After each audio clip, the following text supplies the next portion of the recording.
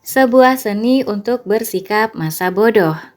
Saat kebanyakan orang membayangkan mental masa bodoh ini, mereka membayangkan sejenis kekalaman yang tidak terpengaruh apapun, ketenangan yang mampu melewati semua badai. Mereka membayangkan dan ingin menjadi seseorang yang tidak tergoyahkan dan tidak membuat gusar siapapun. Ada sebutan untuk orang yang tidak mempunyai emosi atau pemahaman untuk apapun, psikopat. Mengapa Anda ingin meniru seorang psikopat? Saya tidak habis pikir. Jadi, apa arti masa bodoh di sini? Jadi, apa arti masa bodoh di sini?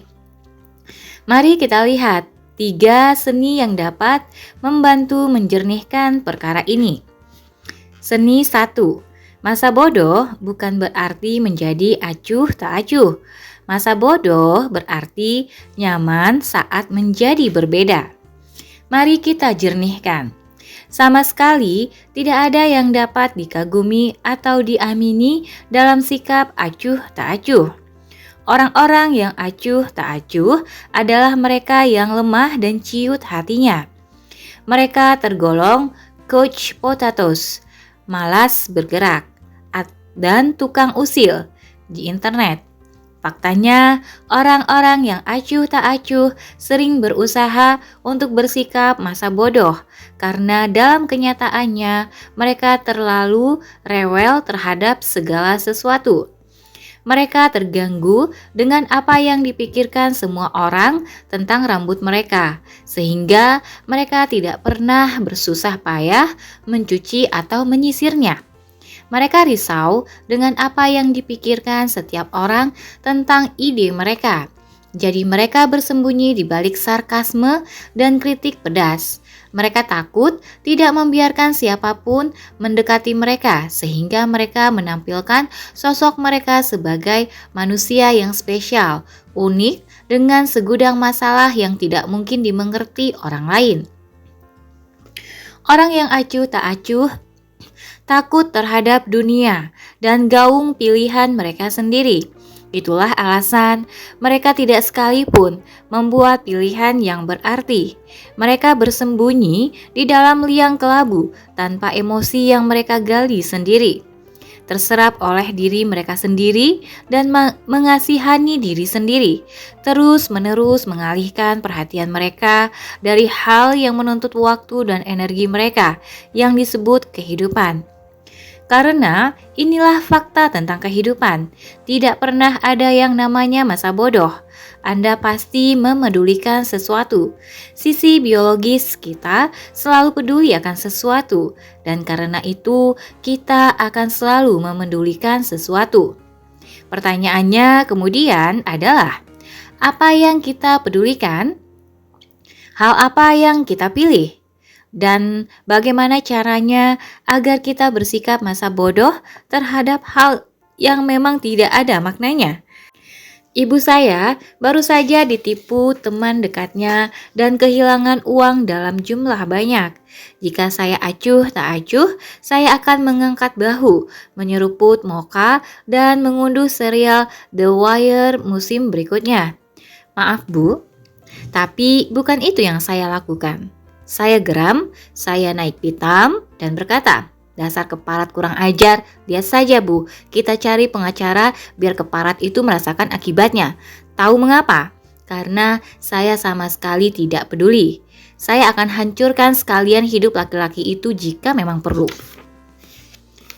Ilustrasi tersebut menggambarkan ketajaman pertama dalam seni bersikap masa bodoh ini. Ketika kita berkata, "Keparat, awas, Mark Manson bersikap masa bodoh." Ini bukan berarti bahwa Mark Manson bersikap masa bodoh tentang apapun. Sebaliknya, yang dimaksud adalah bahwa Mark Manson bersikap masa bodoh terhadap kesengsaraan yang menghalangi tujuannya. Dia tidak ambil pusing dengan orang-orang yang geram saat ia melakukan sesuatu yang dirasa benar atau penting atau mulia. Artinya bahwa Mark Manson adalah tipe orang yang akan menulis kisahnya Mark Manson adalah tipe orang yang akan menulis kisah dirinya sebagai orang ketiga hanya karena dalam pikirannya itu adalah hal yang tepat untuk dilakukan. Dia hanya masa bodoh, itu saja. Inilah yang patut dikagumi. Tentu saja bukan saya yang harus Anda kagumi dalam kalimat-kalimat di atas, namun perjuangan dalam mengatasi kesulitan, kerelaan untuk menjadi berbeda, dipandang sebagai orang buangan, sampah masyarakat, semua itu ditempuh demi nilai-nilai itu orang itu sendiri. Kesediaan untuk menatap lekat-lekat kegagalan dan mengangkat jari tengah Anda ke arahnya. Orang-orang yang tidak peduli dengan kerasnya perjuangan itu tak peduli dengan resiko kegagalan, masa bodoh akan hal-hal yang memalukan yang mungkin terjadi. Orang-orang yang hanya tertawa lalu kembali mengerjakan apa yang mereka yakini. Karena mereka tahu kalau itu benar. Mereka tahu kalau itu penting daripada diri mereka sendiri. Lebih penting daripada perasaan mereka sendiri.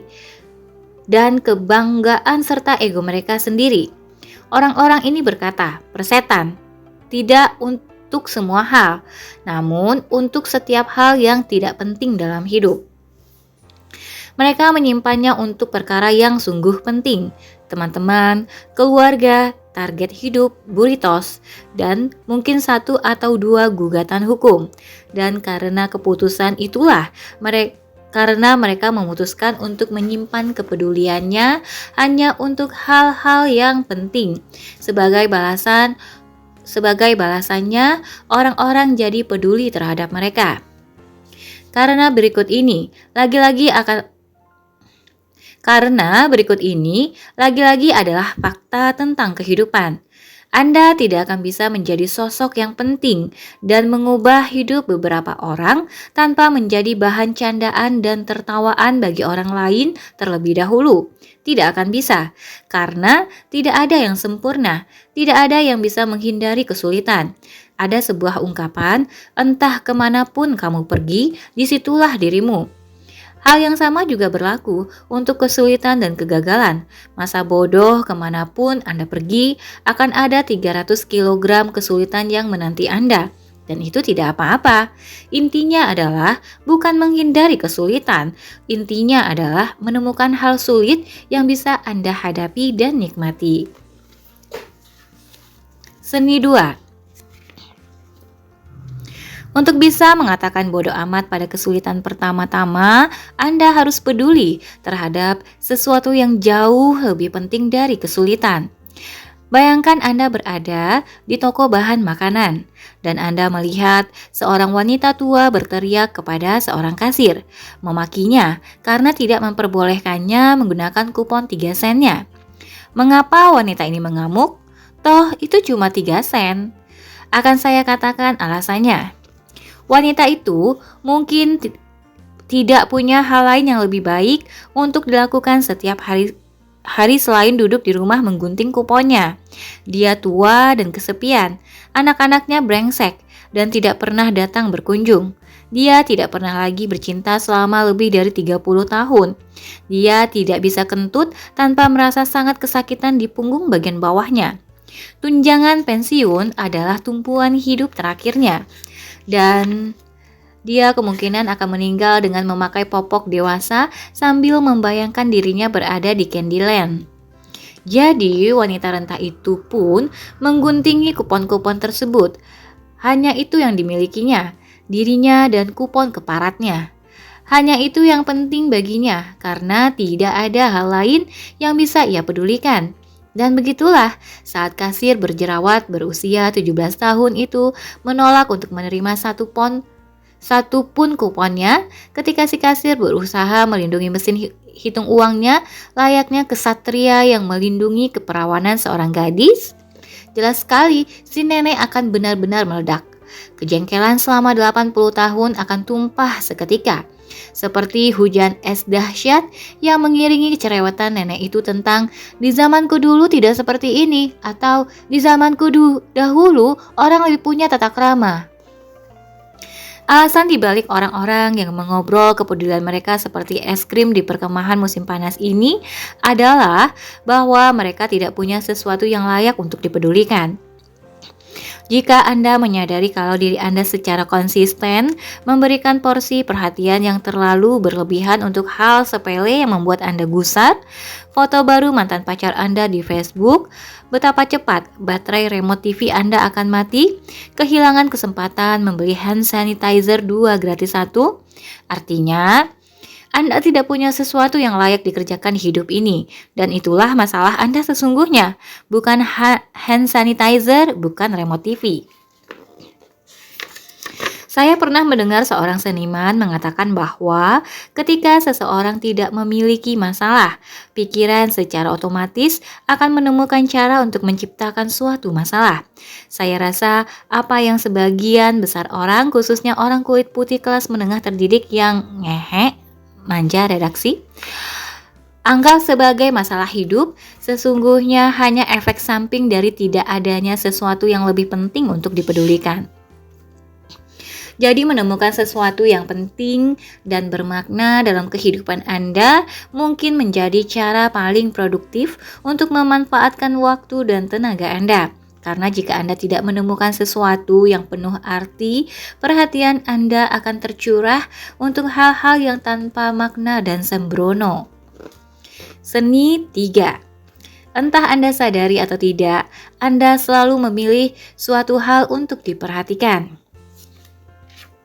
Orang-orang tidak dilahirkan dalam keadaan tanpa kepedulian.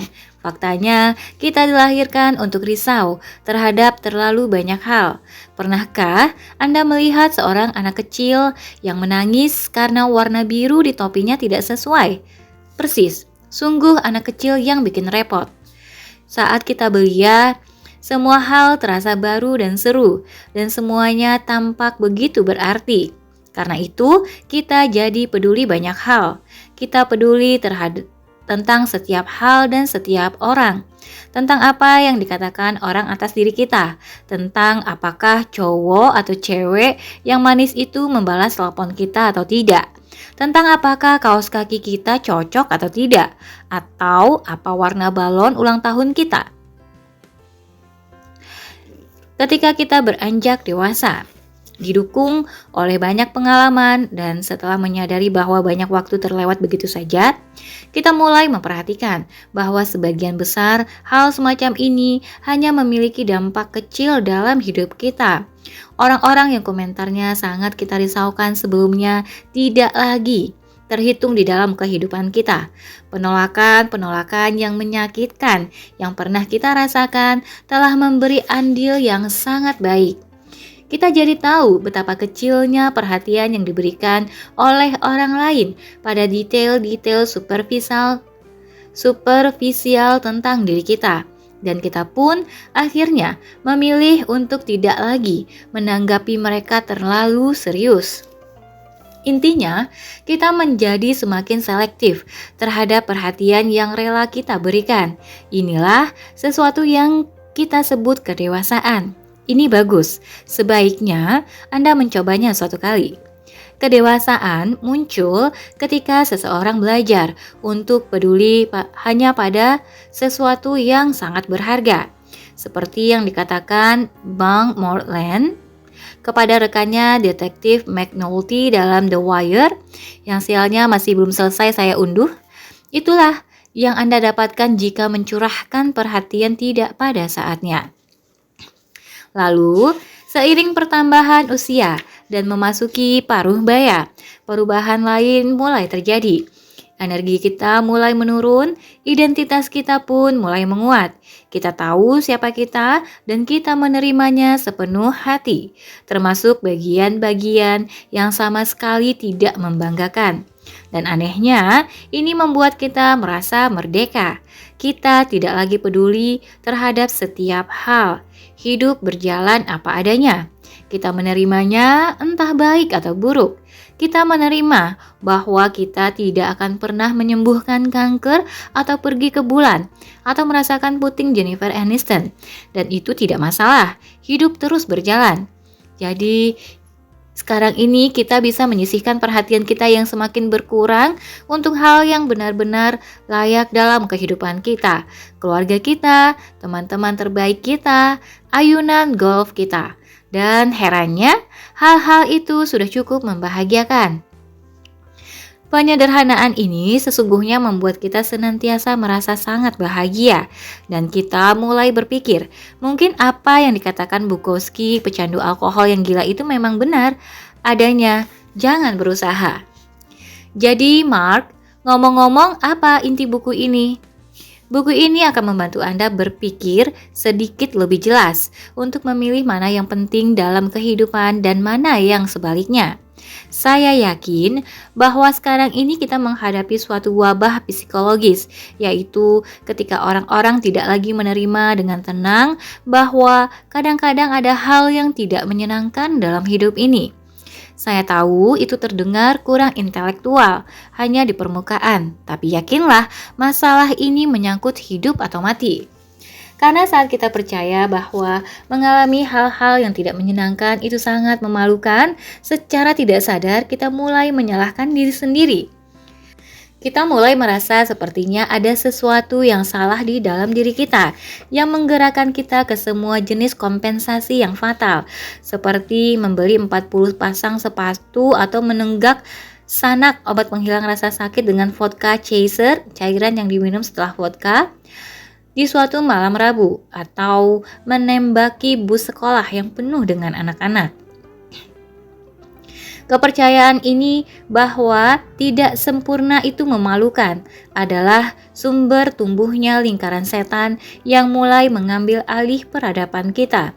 Cuek dan masa bodoh adalah cara yang sederhana untuk mengarahkan kembali ekspektasi hidup kita dan memilih apa yang penting dan apa yang tidak.